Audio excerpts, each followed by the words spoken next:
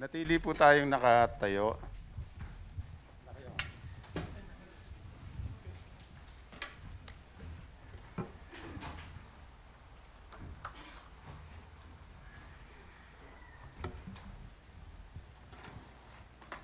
Atin pong buksan ang banal na kasulatan sa Job chapter 19.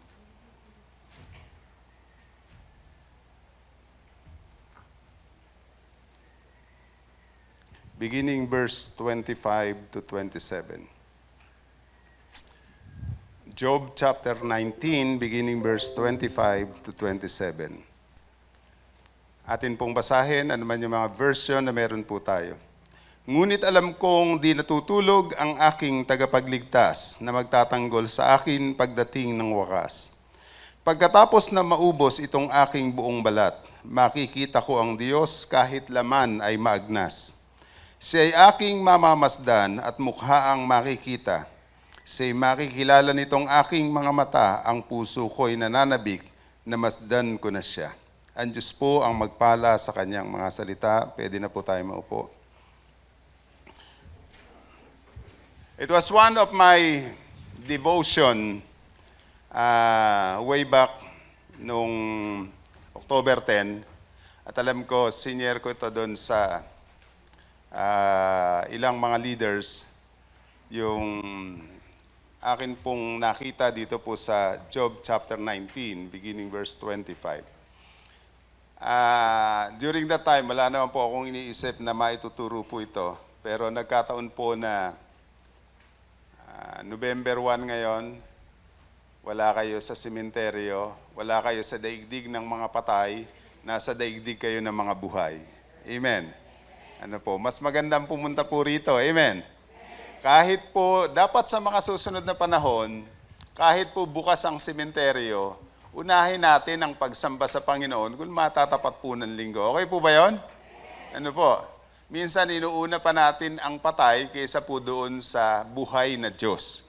Yun naman pong sementeryo hindi aalis. May umalis na po ba na sementeryo? Wala. Dadatnan nyo pa rin po yun. Alam kong mahal nyo po ang inyong mga mahal sa buhay, but take note, ipakita natin ang pagmamahal sa ating mga mahal sa buhay habang sila ay buhay. Parang ayaw pumayag ng iba. Ipakita natin ang pagmamahal sa atin pong mga mahal sa buhay habang sila ay buhay. Kasi po, pag sila'y namatay na, kahit ano ang dalin yung bulaklak sa sementeryo, hindi na niya maaamoy. Hindi na niya maa-appreciate. Naunawaan niyo po ba yon? Kahit gaano kandila ang sindihan niyo po doon, matutunaw lang yon, pero hindi ito makakatulong na sa kanya. Ngayon pong umaga, ay mahalagang mapag-usapan po natin ang lahat po ng ito. Kahapon po ay kami ni Pastor CJ ay nag-record pa po ako ng ituturo just in case na lumakas ang bagyo. Ano po? Pero kahit na may balita na signal number 3, hinarap natin to, pinapakita natin, mahalaga pa rin talaga ang pagsamba kaysa po may banta ng bagyo. Totoo po ba yon? At marami po sa inyo ay nagulantang nakatulad ko ng mga bandang 3:00 dahil nagtutunog yung cellphone na hindi mo malaman kung anong klase ng tunog. Nung pala ay ina-announce na ng NDRRMC na nasa signal number 3 na po kasama ang Bulacan. At mula po sa mga talatang ito sa Job chapter 19 verse 25, I quote the title, My Redeemer Lives. Di ko alam kung natatandaan pa ng mga song leader yung kantang, tatandaan niyo pa ba yan? My Redeemer Lives. Gusto ko sanang kantahin pero wag na lang. Yung pong My Redeemer Lives ay isang awitin na na-arrange po, hindi po para sa mga adult. Na-arrange po yan para sa mga kids at inaawit po nila ito. At dahil po sa ganda ng awitin po na ito, habang ito po ay inaawit, noong pong 1999, naisama po ito doon sa album na By Your Side ng Hillsong. At doon din po sa Shout to the Lord noong year 2000. At naulit po ito noong year 2007 sa Tell to the Word. Tell the Word. Sa awitin po na yon ay nagsasabing si Kristo Jesus ang ating Panginoon at tagapagligtas. Nagsasabi po ng ating kaluluwa ay maililigtas ng Panginoong Jesus. Tayo ay nilinis, binalutan ng dugo ng Panginoong Jesus at naging karapat-dapat sa pamagitan ng dugo ng ating Panginoong Jesus. At ang Panginoon ay kaya niyang alisin ang lahat ng mga emotional heart na meron po tayo. Nung una po itong dumating po sa akin habang ito po ay aking pinagbubulayan po nung umaga po na yon. Alam ko personal lang po yon, pero dahil sa udyok po ng Panginoon, sinyer ko po ito sa ilang mga leaders dahil alam kong sila din ay apektado ng mga nangyari ng pagkawala ni Pastora Ruth. At dahil po dito, nakikita ko na sa kabila nung mga problemang kinaharap po natin dahil sa pagkawala ni Pastora Ruth, meron tayong pag-asa na darating yung panahon, magkikita-kita rin tayo. Amen? Makakapiling muli natin si Pastora Ruth. At alam niyo po, naiinggit talaga ako doon sa mga kamag-anak at mga kasamahan sa church. Ibang mga leader na nagsasabing, napaginipan ko po si Pastora Ruth. At napakaganda po ng napanaginipan ko sa kanya. Siya po'y masayang-masaya na.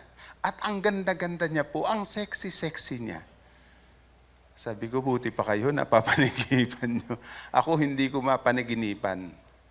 Kahit ano ang gawin ko, hindi ko siya mapanaginipan.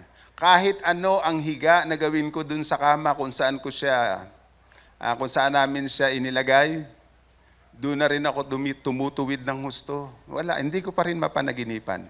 Buti pa yung iba napapanaginipan nila. Sa hindi malamang kadahilanan, bakit kaya hindi pinapayagan ng Diyos na ako makapanaginip?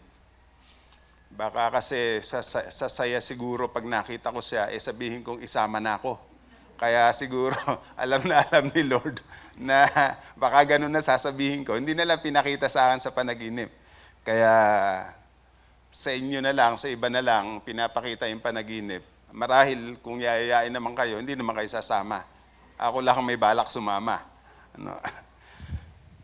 Sa awitin po na ito ng My Redeemer Lives, ipinapakita po doon na ang Diyos ang siyang nag-alis ng lahat ng ating sakit, ng ating karamdaman, even emotional heart, tinanggal ito ng Panginoon. At ang Diyos ay, ang Panginoon ay nabuhay muli mula sa mga patay. Kaya naman meron po tayong pagkakataon para magdiwang kasi ang ating tagapagligtas at manunubos ay buhay, siya'y nabuhay mula sa mga patay. Siya ang kauna-unahang bunga ng pagkabuhay na muli. For I know that my Redeemer lives, and at the last He will stand upon the earth. Kapag atin pong bubuksan ang mga talata pong ito sa lente ng pananaw natin ngayon, alam na kagad natin na ang tagapagligtas at manunubos si Kristo Jesus. Amen? Amen. Madali nating maintindihan yon because of our Christian lenses dahil nasa 21st century na tayo, kumpleto po tayo ng mga natala sa banal na kasulatan. Alam natin ang sinasabi po ng banal na kasulatan. Kaya alam natin na ang tagapagligtas ay walang iba kundi ang Panginoong Yesus. But here's the problem. Hindi si Jesus ang nasa isip ni Job nung isulat niya ito. Bakit po? Ayon po sa ilang mga historian at sa mga Bible scholars, si Job daw po ay halos ka-contemporary o kasabayan ni Abraham. Kung kasabayan siya ni Abraham, nangangahulugan na merong pagitan na mahigit 4,000 taon bago dumating si Jesus Christ. Naunawaan niyo po ba? Hindi pa kilala ni Job si Jesus Christ. Hindi niya alam na merong Jesus na isisilang na itinala ng banal na kasulatan. For us, Walang problema yon. Alam na kaagad natin. But for Job, hindi niya alam ang mga bagay po na ito. Sapagkat nung panahon po na yon, nung isulat po ito, at muli nating pag-aaralan ng husto titingnan, in the context of the book of Job, nakasama po ang sitwasyon na ito, ang Job 19, doon po sa problemang kinakaharap ni Job. Alam niyo po ba nangyaring problema kay Job? Ito po, aminin ko sa inyo. For so many years, ayaw na ayaw ko po at iniiwasan kong mag-share with regards from the book of Job.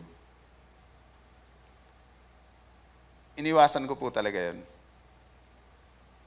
Pero nung sa sunod-sunod ng mga pangyayari sa amin, lalo na po nung mawala na si Pastor Ruth, sabi ko, pwede pala akong magturo patungkol kay Job sa mga dinaanan niya.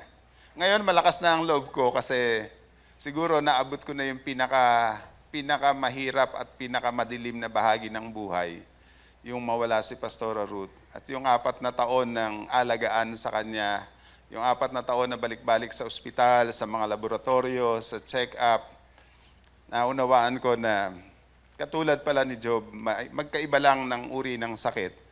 Pero alam niyo ba ang uri ng sakit ni Job na hanggang ngayon ay pinagtatalunan pa rin? Yung kanyang buong katawan mula ulo hanggang paa ay yung pong kanyang balat ay sobra ang kate na kung saan po para maibsan yung kate. Ano ginagawa niya? Nagbasag po siya ng paso. Dapat yung paso po na yon ay gagamitin ng mga plantitos at plantitas.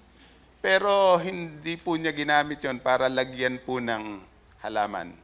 Binasag niya po yon, tapos kumuha po siya ng mga bahagi nito na yung pinakamatalim ang ginagamit niyang pangkamot sa balat niya. At doon sa mga talatang binasa po natin, ang sinasabi niya, kahit maagnas pa ang balat na ito at ang laman na ito. Nang ibig sabihin po, yung kanyang balat po nung panahon na yon ay unti-unti nang nahihirapan, parang naaagnas po ito, at yun po yung problemang kanyang kinakaharap nung panahon po na yon. Nasa kalagitnaan po ito ng chapter 3 hanggang chapter 31. Mga panahon po na si Job ay panay ang complain sa kanya pong mga kaibigan. Sa mga unang kapitulo po ng Job, pagkatapos po na si Job ay magkaroon ng sakit, alam niyo po kung gaano kabigat yung problema ang kanyang dinaanan. Ang pinakamabigat pong problemang dinaanan niya ay hindi po yung pagkaubos ng kanyang mga alagang mga hayop na napakarami po noon. 3,500, yung mga baka, yung mga tupa pa niya po, lahat po na yun naubos.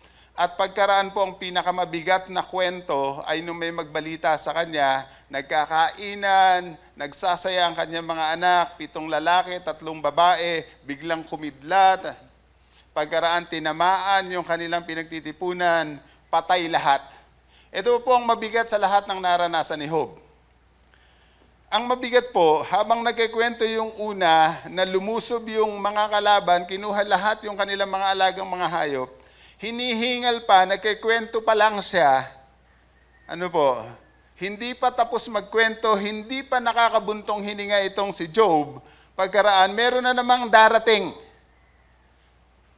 Hanggang sa pang-4 na kung saan yung pamilya naman niya, yung mga anak niya, yun naman ang nangamatay lahat. Could you imagine ang bigat ng naranasan ni Job? Sabihin niyo nga po doon sa medyo malayong katabi niyo. Sabihin mo sa kanya, maliit lang problema mo. Naunawaan niyo po ba yun? Maliit lang problema niyo. Ako nga po nung binabasa ko ito, lumitaw na maliit lang ang problema naming mag-asawa. Bakit? Lalo na po sa akin, isa lang ang namatay. Kay Job, 10. Naubos pa lahat yung kabuhayan. Of course, hindi naman nanatili pong ganon. Pagdating niyo po sa chapter 41 and 42, makikita niyo pong nirestore lahat ng Panginoon. yung balat niya po na naaagnas na nahihirapan siya, kakakamot niya. Iba po yung, alam ko, lalo na po yung mga magaganda kutis dyan, pag may kumate, talaga yung kamot nila, talagang ganun lang. Tapos tinitiis lang, medyo nahihirapan ka, pero dahil gusto mong mapanatili ang iyong kutis, hindi mo hinahayaan na yung kuko mo ang makapagkamot dyan. Pero si Job, tindi nang naranasan niya. Imagine niyo nga po yung paso ang pinangkakaskas mo. Oo, nung araw sana yung mga kaedad namin na kapag naghilod, bato yung ginagamit. Inabutan niyo po ba yon? Ay, inabutan niyo pa rin. Dahil hanggang ngayon gamit niyo pa rin. Si Job, ang tindi ng dinanas niya. Saka hindi sandali Chapter 2, nagsimula yung disaster sa buhay niya. Pagkatapos, matatapos pa yun sa chapter 41 nung i-restore na ng Panginoon. Could you imagine kung gaano katagal ang mga dinanas niya at sa kalagitnaan po na yun, mararanasan niya ang isang pagtitiwala na papakinabangan natin ngayon. My Redeemer lives! Hindi niya pakilala si Jesus, pero may pag-asa na siya na buhay ang kanyang tagapagligtas. How much more ang bawat isa sa atin? Hindi malaman ni Job ang nangyayari sa kanya. Alam niyo po ba ang description sa kanya? He was an upright man, blameless, righteous, wala siyang katulad, and yet nagkasakit. Ang connotation ng kanyang tatlong kaibigan, pag nagkasakit ka, may kasalanan kang ginawa. Alala ko nung araw, ng mga bata kaming nagpapastor, saka bata pa lang ang JRM, merong mga masyadong highly spiritual. Pag merong kapatiran na inubo, sasabihan ka agad, hindi ka kasi nagdi-devotion. Hindi ka kasi nagbabasa. Yan, pinapalo ka na ni Lord. Para bagang pag may naranasan, may naramdaman, laging nagpaparusa ang Diyos. Mga kapatid, hindi malupit ang Diyos, mapagmahal ang Panginoon. Pwede ba nating palakpakan ng Diyos? Yung mga kaibigan niya, nung malaman na si Job ay nagkaproblema, may sakit, si Job ay nakaupo na lang, nagkakaskas siya nung paso. Kinakamot niya sa pamagitan nung talim nung paso yung kanyang buong katawan.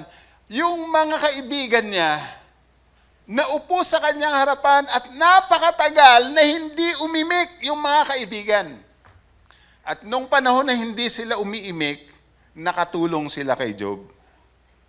Nung magsalita na sila, nakagulo na sila kay Job. Alam niyo po, minsan, pag mayroong taong may problema, hindi lahat ng problema ay nangangailangan ng payo. Yung iba, nangangailangan lang ng taingang makikinig sa kanila. Totoo po ba yun?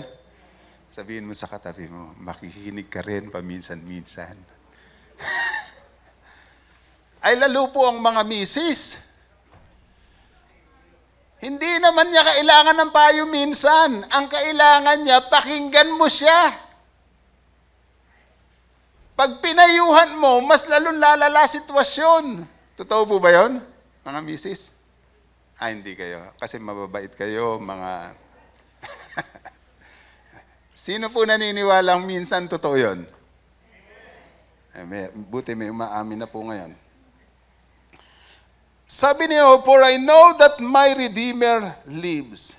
Si Job, nung panahon po na yon, yung kanyang mga kasama, ang gaganda po ng mga salita. Pero alam niyo po, yung mga sinabi nung kanyang mga kaibigan, nung tatlong kaibigan niya, lahat pag-akusa sa kanya na siya ay may kasalanan, kaya naubos ang kanyang kabuhayan, kaya namatay ang kanyang 10 anak, kaya siya may sakit at may karamdaman, dahil may kasalanan siya. Walang kamalay-malay yung mga kaibigan niya na ang nasa likod ng istorya ay walang iba kundi ang Diyos at ang dyablo. Na ang dyablo ay hinahamon ang Diyos. At sasabihin ng dyablo sa Diyos, kaya lang naman nagsumasamba sa iyo yan, pinagpapala mo . Kaya lang naman nagsumasamba sa iyo yan, kasi iniingatan mo . Sabi ng Panginoon, pwede mong gawin ang lahat ng pwede mong gawin sa Kanya, pero wag mo lang siyang papatayin. Alam niyo po, ano man yung sitwasyon natin, ano man yung dinadaanan natin, still God is in control. Pwede ba nating palakpakan ng Panginoon? God is in control. Kahit sa sitwasyon natin ngayon, God is in control. Mag-ingat tayo para hindi tayo mahawahan ng COVID. Lahat ng pag-iingat gawin mo, pero huwag kang matakot. Hello, naunawaan niyo po ba ako? Huwag kang matakot na para bang lahat ng kausap mo, hahawahan ka. Kung yun din na iniisip niya sa iyo. Di iwasan kayo ng iwasan na dalawa.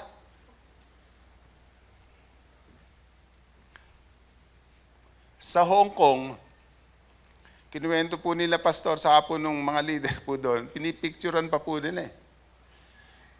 Talagang 1 meter apart. Walang makakadikit sa kanya sa harapan, sa kanan, sa likuran, at sa kaliwa. Gumawa po siya ng hula hoop. Itinali niya sa katawan na 1 meter ang layo. Sasakay sa MRT. Talagang kanya lahat yung gate ng MRT na yung pinakapinto po niya. Alam niyo po, sa sobrang takot, may mga tao ng ganito na parang napapraning. Huwag kang matakot, kontrolado ng Diyos ang sitwasyon. Palakpakan natin ng Panginoon. Amen. Amen. Si Job, sa kalagitnaan po ng pagpapatuloy ng kanilang usapan, ang laging idinidiin ni Job, wala siyang kasalanan. Kasi sa umpisa po ng paglalaban ng Diyos at saka po ng dyablo, si Job, lumabas po na si Job para medyo maganda po ang dating. Parang siya ang boksingero ng Diyos. At ang Diyos ay tumaya dito kay Job. Hindi mo kaya yan, Satanas. Siya ay upright, wala kang maipipintas dyan. Si Job ay walang kasalanan nung siya po ay magkasakit at mamatay ang kanyang buong pamilya. Natagpuan na lang po ang kasalanan sa kanya, yung self-righteousness, nung nagpapatuloy na yung usapan. Kaya yun po ay isang napakagandang lesson. Kahit tayo po alam nating hindi tayo nagkakamali, pag sinabi mo nang wala kang kasalanan, nagsisimula ka nang magkaroon ng kasalanan. Amen? Totoo po ba yun? Kaya wala pong makakapagsabi na wala siyang mali. Lahat tayo ay may mali. At mula po dito sa mga talata po na ito, ay makikita natin ang 3 bagay po rito. His faith secured. Ang kanya pong pananampalataya ay sigurado po ito. Secured po ito. Sabi niya po, for I know, kilala ko ang aking tagapagligtas. Alam niyo po hindi pinakita ng Book of Job, paano niya nakilala ang kanyang tagapagligtas? Naghahanap nga po siya doon ng mediator between him and God. Gusto niyang makausap ang Diyos, gusto niyang mag-complain sa Panginoon. Pero hindi niya makausap ang Diyos ng direkta. Alam niyo po, may mga pagkakataon na kung saan ang Panginoon gusto mong mangusap siya sa iyo, nagbasa ka naman ng Bible, umawit ka naman sa Kanya, sumamba ka naman, pero parang wala kang makitang direksyon. Si Job, nararanasan din niya po ang mga bagay na ito. Hindi po natin alam kung yun pong pagkaunawa niya sa Redeemer, sa manunubos, ay revelation sa kanya ng Panginoon o pinadala ng anghel sa kanya para makilala niya ang Diyos. At yun pong pagkakasulat daw po nito sa salitang Hebreo, medyo emphatic pa ang dating. doon sa dulo, ano sa Tagalog ba yan? Tandang pananda. Ano ba yan? Ano yan? Tandang matanda ka na. Ano? Padamdam. For I know. Ibig sabihin, empathic po ito, dinidiin niya, kilala ko ang aking tagapagligtas. Kilala niyo po ba ang inyong tagapagligtas? Wow, masarap po nakilala mo ng husto ang iyong tagapagligtas. Si Job po, Job makes two general assertions. Yung isa po ay nagsasabing buo ang kanyang pag-asa sa kanyang tagapagligtas. Sa kabila po ng kalagitnaan ng kanyang problemang kinakaharap. Sabi po ni C.S. Lewis, God whispers to us in our pleasures, speaks in our conscience, but shouts in our pains. It is His megaphone to rouse a deaf world. Sabi po ni C.S. Lewis sa kanya pong sinulat, ang Diyos daw po ay bumubulong sa atin pong mga nararanasang kaligayahan.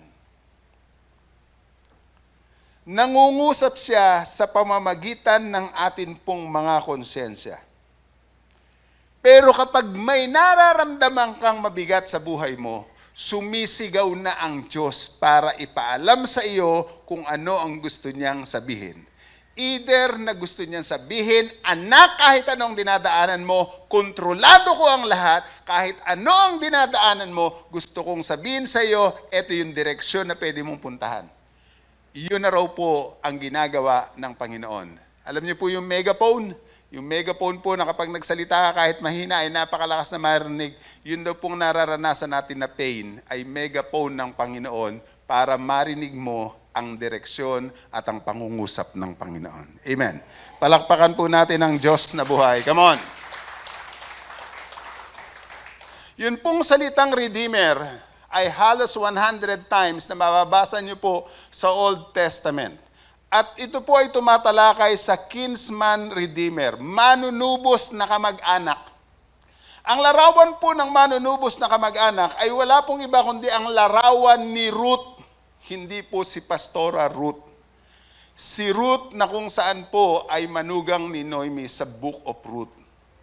Namatay yung asawa po ni Ruth at saka po yung kanyang bayaw na matay din, patay na rin ang kanilang biyenan, ang natitira na lang ay si Noemi.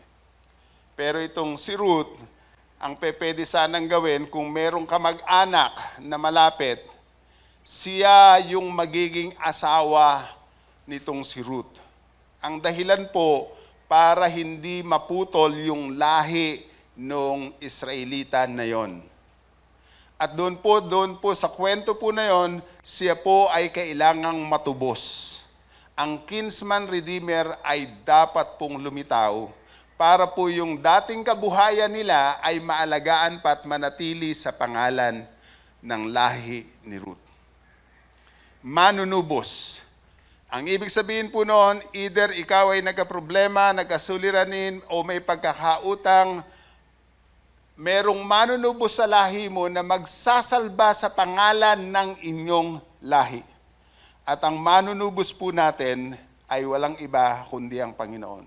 Yung manunubos po na yon ay isang manunubos na buhay nung panahon na yon na magsasalba sa buhay, kabuhayan ng kanilang kamag-anak na nagdaan sa isang malaking suliranin o problema. The Redeemer is living even now. Alam niyo po, ang Panginoon ay buhay hanggang ngayon. Namatay siya, inilibing, pero nabuhay na magmuli at hindi na siya namatay. Si Jesus ay bumuhay ng mga patay at ang isa sa binuhay niya ay si Lazarus. 4 days na nakalibing, nasa stage of decomposition na yung katawan. Pero binuhay ng Panginoon, lumabas mula sa libingan, nakasalamuha pa ng magkapatid na Maria at Marta at ng mga taga-Betanya noong panahon na yon. Pero dahil siya'y nasa katawang laman pa rin, mamamatay uli itong si Lazarus. Bagamat hindi na itala ng banal na kasulatan at hindi na inilagay, hindi na mahalaga yon. Kasi ang ipinakita na lang ng banal na kasulatan, ang namatay na muling nabuhay, walang iba kundi ang Panginoong Hesus lang. Amen. Palakpakan natin ang Panginoon. Amen. Like Job, we can know that our Redeemer lives. Malalaman natin na ang ating Panginoon ay buhay. Alam niyo po ba kung ano ang pinakamagandang patotoo na ang ating tagapagligtas ay buhay?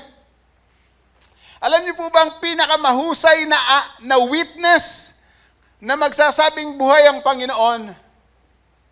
Ay walang iba po kundi ang mga taong binago ng Panginoon. Ikaw at ako na mula sa buhay na hindi maganda, bagsak, puno ng kasalanan, na bago ng Diyos, tayo ang pinakamagandang patotoo, buhay ang ating tagapagligtas. Amen. Amen. Palakpakan po natin ang Panginoon. Yung mga disipulo ng Panginoong Hesus noon, sila ang pinakamatibay na ebidensya na buhay si Jesus. Kasi nung lumitaw po si Jesus, nagpakita sa kanila after ng resurrection. Hindi naman nagpakita si Jesus Christ sa mga Romans. Hindi naman siya nagpakita sa mga Pharisees, sa mga religious leaders. Nagpakita lang siya sa mga disipulo, sa mga apostol. Di sasabihin lang ng batas, sasabihin lang ng mga religious leaders, self-acclaim lang naman ang ginagawa nyo. Sino maniniwala sa inyo? Kayo lang din naman yan. Pero po, kapag binalikan nyo ang mga disipulo na nung hulihin si Jesus Christ, naalala nyo po ba yon? Nung gabing isa pagkanulo siya, hinuli siya, lahat nagtakbuhan, lahat natakot, lahat umiwas sa kamatayan, maliban lang po kay John the Beloved na sumunod kay Jesus hanggang doon sa lugar ng paghahatol, hanggang sa may krus, sinundan niya ang Panginoong Jesus. Pero lahat ng mga disipulo, lahat ng mga apostol, nagtago dahil sa takot. Pero pagkaraan ng pagkabuhay ni Jesus Christ, pagkaraan na si Jesus ay bumalik na sa kalangitan, napuspos sila ng banal na espiritu ang mga disipulo, makikita niyo po na ang mga takot na ito ay haharap na, kahit na kamatayan ay haharapin para sa kanilang buhay na tagapagligtas. Amen. Kaya alam niyo po, tayo ang magiging pinakamagandang patotoo na buhay ang ating Diyos. Na kapag para sa Panginoon, hindi ka matatakot. Pag pagsamba sa Panginoon, hindi ka matatakot. Sasamba ka pa rin sa Panginoon. Pero hindi ibig sabihin na magpapakamangmang tayo at hindi mag-iingat. Mag-iingat po tayo dahil ang Diyos natin ay matalino. Amen. Palakpakan natin ang Panginoon. Amen. The Redeemer is living even now, and the Redeemer is appearing at last. Isa po sa pinaniniwalaan nito pong si Job ay ang kanyang Panginoon ay tatayo. Sabi niya po rito sa verse 25, balikan niyo po ang verse 25, "For I know that my Redeemer lives, and at the last, He will stand upon the earth." Sabi po ng verse 25, "And at the last, He will stand upon the earth." Siya daw po ay tatayo. The Redeemer is appearing at last. Saan nakuha ni Job ang mga pananaw na ito? Alam niyo po, pag tumayo ang Panginoon at nag-appear, ang ibig sabihin lamang po nito ay darating siya at babalik sa panahon po na yon. Hindi po nakita ni Job kung anong klaseng pagbalik o paglitaw ng kanyang tagapagligtas. Pero tayo, dahil may banal na kasulatan, ito po ang gusto ko ipakita sa inyo. Yung natanaw ni Job, yung pananampalataya niya ay walang iba po Walang iba po ito, kundi yung patungkol sa second coming. Hindi niya alam kung ano ang second coming. Pero tayo, alam na natin yon. Kaya yung sinabi niyang, ang kanyang tagapagligtas ay lilitaw muli. Ito po yung second coming na alam natin. Dahil yung first coming, nung magkatawang tao ang Panginoong Yesus.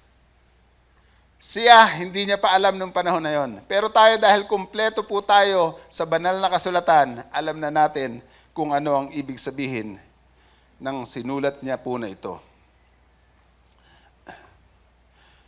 Katulad po ni Job, katulad ng maraming biblical authors, ang atin pong confidence, ang ating tiwala ay buhay ang ating tagapagligtas at may pagkabuhay na magmuli. Amen. May pagkabuhay na magmuli. Amen. At dahil may pagkabuhay na magmuli, magkikita uli kami ni Mamsi. Gusto niya ba siyang makita? Parang ayaw niya. Siyempre gusto nating makita sa pagkabuhay na magmuli. Side note lang po, kilala niyo po ba si Ate Maming Astrero? Maming Astrero po yung taga Tripol na umaten. Kaibigan nila ng mga seniors, nila Ninang Prisca. Ano po? Namatay na po yung asawa niya. Nanduroon po sa Blessed Heart sa Balagtas bago po dumating ng Palengke gawing kanan. Galing po ako doon kagabi. Kala ko kasi nandiriyan, kaya pagkatapos naming mag-record ni Pastor CJ, dumaan na ako doon, pero tahimik na tahimik. Dead on arrival po sa hospital, inatake po sa bahay, kaya pwede pong paglamayan. Maganda po, pag pumunta po kayo doon sa Blessed Heart na sementeryo, wala po kayong kasabay ngayon, kasi sarado po. Ang pwede lang pong pumunta doon po sa may burol. Ang mga namatay ay makakatagpo uli po natin sa pagkabuhay na magmuli. Pag ang Panginoon ay bumalik na. His faith secured. Secondly, His foundation sure. For I know that my Redeemer lives. Sabihin nga po natin, my Redeemer lives. Say it again, my Redeemer lives. Ang manunubos po ay siya ang magbabayad ng malaking halaga. Siya ang magpapalaya sa atin mula sa pagkakabihag. Siya ang magsasaayos ng mga magugulong bagay sa buhay po natin. Siya ang magtutuwid sa atin. Ito po ang trabaho ng manunubos. Kaya po, nagkaroon ng manunubos kasi kahit sa kauna-unahang pagkakalikha sa tao, ni hindi pinangarap ng Diyos na ang tao ay mamatay. Here is the good news. Nilikha ng Diyos ang tao hindi para mamatay. Nagkasala lang ang tao at dahil sa kasalanan, dumaloy ang kasalanan sa lahat ng tao at mula rin sa kasalanan na yon, pumasok ang kamatayan at ang kamatayan ay dadaanan ng lahat ng tao. Pero sa kauna-unahang pagkakalikha ng Diyos sa tao, hindi niya pinangarap at pinlano na mamatay ang tao. At dahil gusto niyang makapiling ang tao, nagpadala siya ng manunubos, si Jesus Christ. Amen. Amen. Ayaw ng Diyos na tayo mamatay.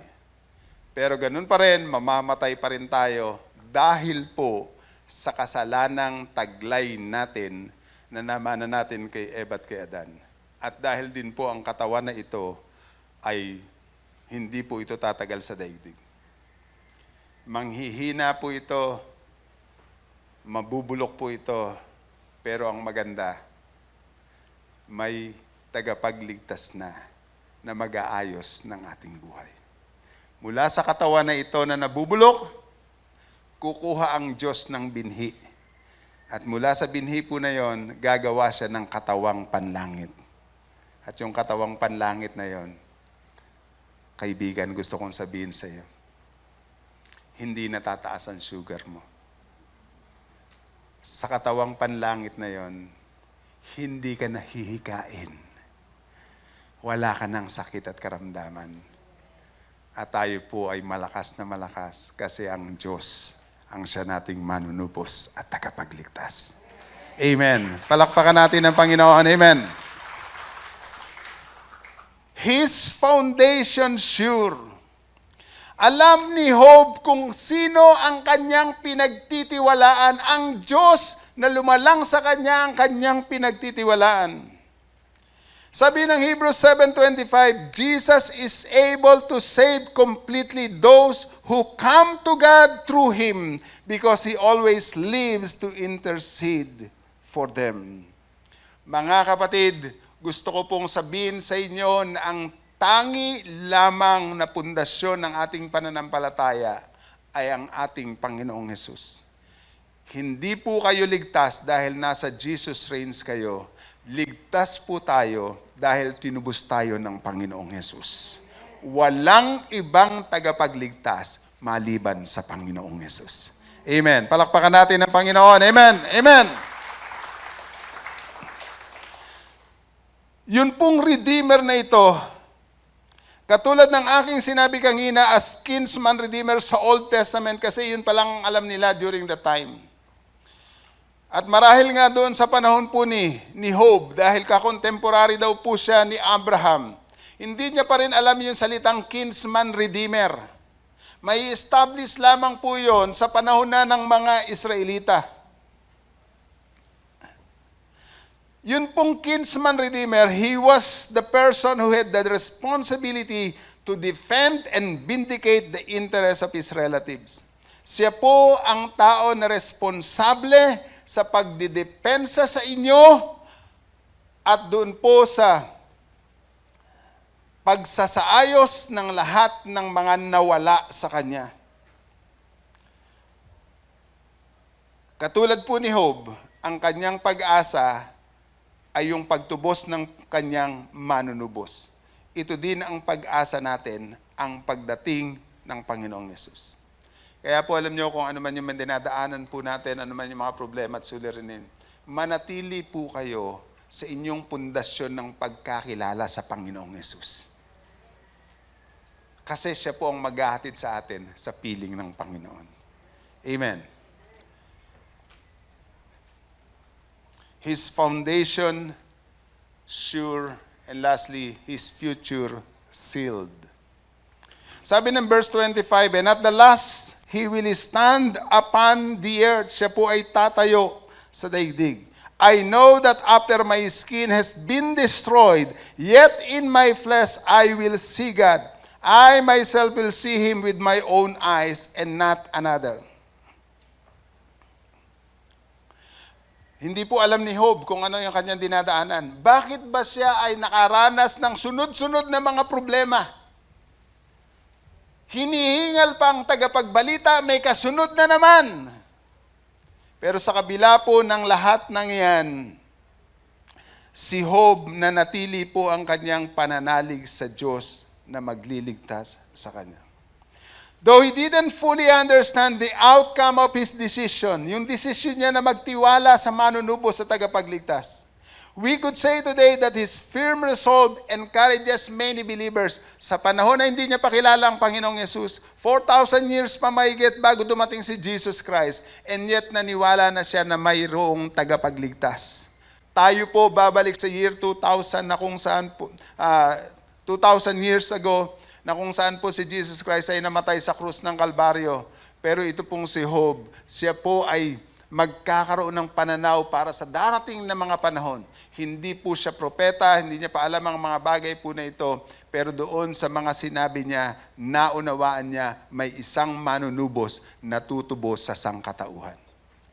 At iyon ay walang iba kung hindi ang Panginoon. Hindi na-distinguish o nalaman ni Job kung sino ang darating na ito na tagapagligtas. Pero alam niya na sa panahon na yon, darating ang kanyang tagapagligtas. His future sealed. First, his Redeemer is a conqueror. And at the last, he will stand upon the earth. Sa pagtayo po ng Panginoong Hesus, doon po sa Mount Olives, sa panahon na siya po ibabalik sa second coming, Ito po yung pagkakataon na ipapahayag niya na siya ang King of Kings and Lord of Lords. Panahon na kung saan po ay ipapakita ang pagtatagumpay niya sa lahat ng mga naganap. It would be on the second coming of our Lord Jesus Christ. Isang mapagtagumpay. Ito po ang napakagandang panghawakan natin, mga kapatid. Ang kinilala nating tagapagligtas at manunubos ay conqueror. He conquered death. Kahit po yung kamatayan, hindi po siya nagapi. Pinilit ng kamatayan na siya ay manatiling patay. Pero sumuko ang kamatayan sa kanya. Dahil pagkaraan ng 3 araw, nabuhay na magmuli ang ating Panginoong Yesus. Pwede ba nating palakpakan ang Panginoon? Come on! Si Job ang kanyang tagapagligtas sa isang conqueror. Ngunit lalo na sa panahon natin, alam natin na ang ating tagapagligtas na si Jesus Christ ay isang conqueror. Pero alam niyo po ba kung ano pinahayag ni Paul? Sa inyo at sa akin, kung si Jesus Christ ay conqueror, you and I are more than conquerors. Bakit po? Kasi na-conquer na ng Panginoon ang lahat, pati na ang kamatayan, tayo po nakikinabang na lang sa kanyang mga pinagtagumpayan. Amen. Tinubos niya tayo sa kasalanan, na-conquer niya ang kamatayan at ang kasalanan sa krus ng Kalbaryo. At tayo po ay nakinabang sa lahat ng mga bagay po na ito. He is our conqueror. And his Redeemer is a claimant.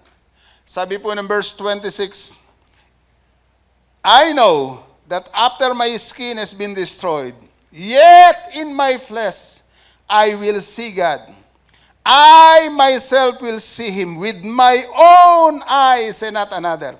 Tingnan niyo po kung gaano ang pananampalataya ng lalaki po na ito. Tatayo ang Panginoon as a lawful claimant. Pagtayo niya sa panahon na yon sa second coming, siya po ay claimant, kukuhanin niya tayo. Hello? Kukuhanin niya tayo, tayo na tinubos niya at pag-aari niya.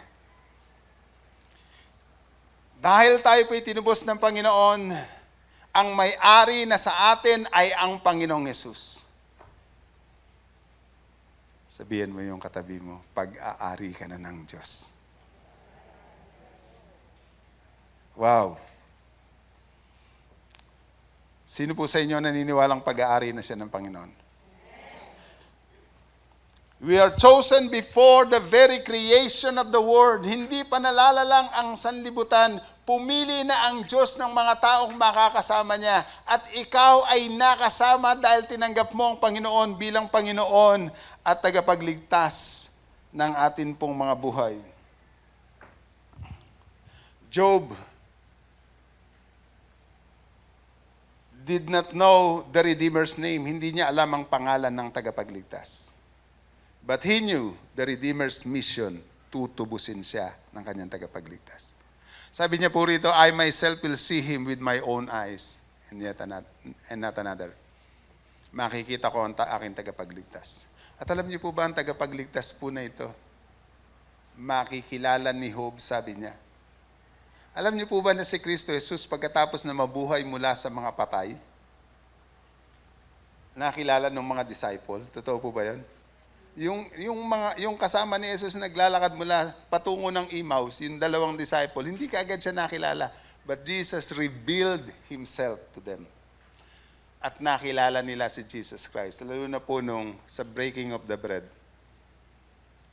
Ano po ang ibig sabihin po nun? Tayo po, sa pagkabuhay na magmuli, makikilala ko kayo at makikilala niyo ako. Hindi po mababago ang mukha niyo. Huwag niyo naman sabihin sa katabi niyo, yung pagmumukha na yan. Huwag ganon. Pero alam niyo po ba, yung mukha na to, magmula nung isilang ka hanggang sa kuhanin tayo ng Panginoon, yung pinakamagandang ikaw, lilitaw yon sa pagkabuhay na magmuli. Minus lahat ng hindi maganda sa iyo. Hello? Pileges, kulubot,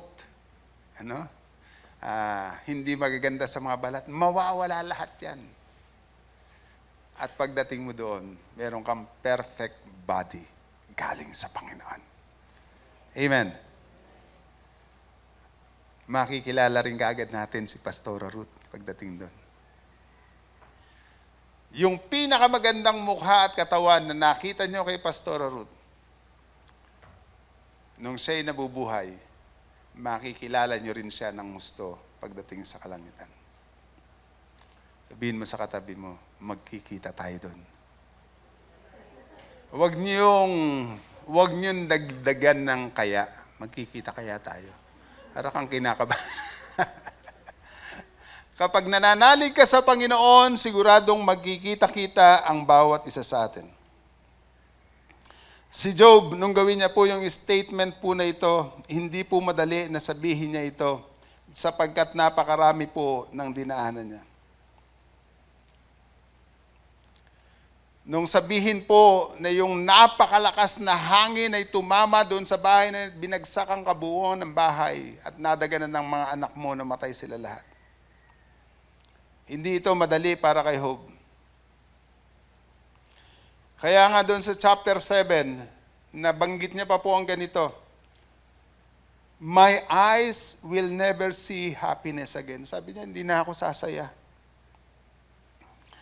Sa chapter 17, verse 1, sabi niya, my spirit is broken. My days are cut short. Sabi niya, wasak na wasak ang buhay ko, ang espiritu ko'y lugmok, bagsak. Pati na ang aking buhay ay paiksi na ng paiksi. Alam niyo po ba kahit na ang asawa niya, dahil sa hirap na dinadaanan niya, alam niyo ba yung sabi ng asawa niya? Sumpain mo na kaya, Diyos, para mamatay ka na.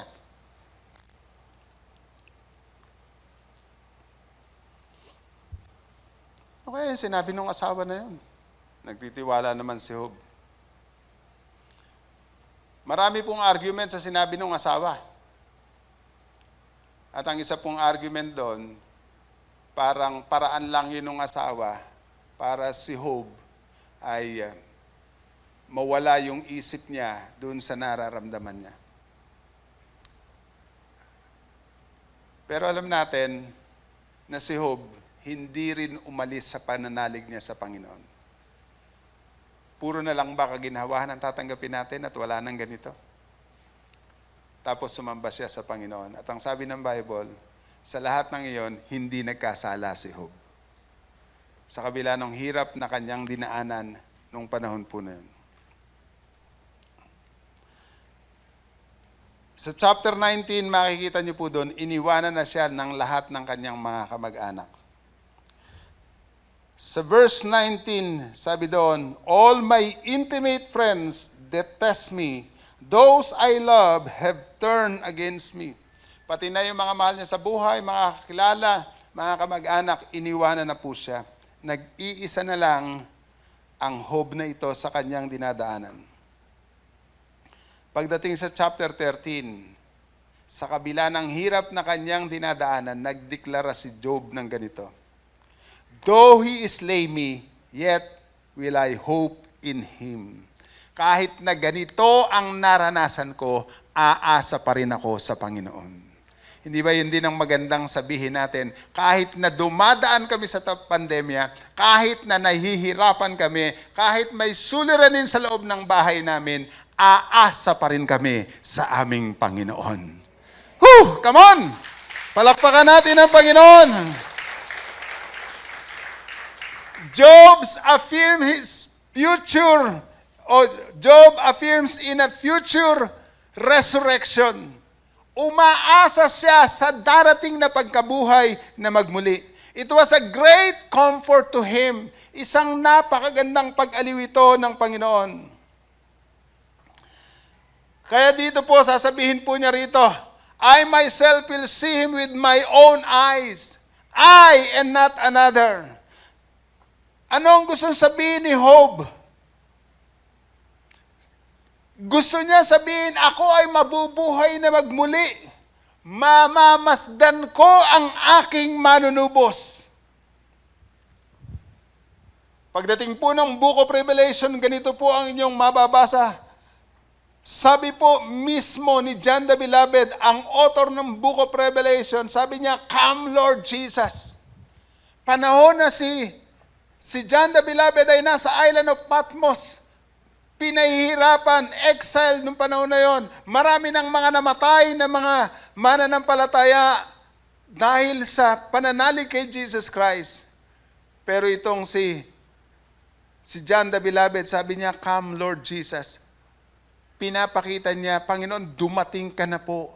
Gusto ko nang tubusin mo kami. Katulad ni Job, katulad ni John the Beloved, katulad natin, umaasa tayo sa pagbabalik muli ng Panginoong Hesus para sa pagkabuhay na magmuli ng bawat isa sa atin. Kaya naisulat ni Paul ang ganito, pagdating ng panahon na yon, ang Diyos ang magsasabi sa iyo, pumasok ka, mabuti at tapat na alipin. Well done, good and faithful servant. Sino po sa inyo na gustong marinig yon sa Panginoon? Amen. Alam niyo po ba na hindi lahat ng haharap sa Kanya ay sasabihan niya ng well done, good and faithful servant? Sapagkat sa Book of Matthew, sinabi na ng Panginoon sa mga lumapit sa Kanya, lumayo kayo sa akin, hindi ko kayo nakikilala. Pero sa katulad mo, sa katulad ko, sa katulad ng katabi mo na nanalig sa Panginoon, gusto nating marinig ang mga pananalita na ito mula sa Panginoong Yesus. Pumasok ka sa aking kaharian. Well done, good and faithful servant. Palakpakan po natin ang Panginoon. Amen. Amen. Amen.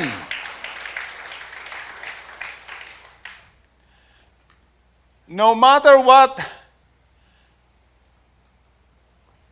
the future holds, the ultimate future will be far different and far better. Ano man po ang magandang mangyayari o hindi magandang mangyayari sa kinabukasan, yung ultimate future, yung pinaka-ultimo na kinabukasan na ipagkakaloob ng Diyos, ay ito ang pinakamaganda. Si Job, naranasan niya ang lahat ng ito. Lahat nawala sa kanya. Lahat ng kabuhayan niya nawala sa kanya, pati kalusugan niya nawala sa kanya, pamilya na nawala sa kanya. Ang hindi lang nawala sa kanya, ang pananalig niya sa kanyang manunubos sa tagapagligtas. Mga kapatid, iyon ang pinakamahalaga sa lahat. Ano man yung ating daanan, huwag tayong lalayo sa Panginoon. Magpatuloy tayo na naglilingkod sa Kanya. Amen. Amen. Palakpakan natin ang Panginoon. Amen. Alam niyo po ba, katulad ni Job, parang ganito po ang punto ng lahat ng kanya sinasabi. I know the best is yet ahead, and that includes redemption and resurrection. Let me end up in this. Sa isa pong plaza, panahon ng piyesta, may isang bata po doon na may dala ng hawla.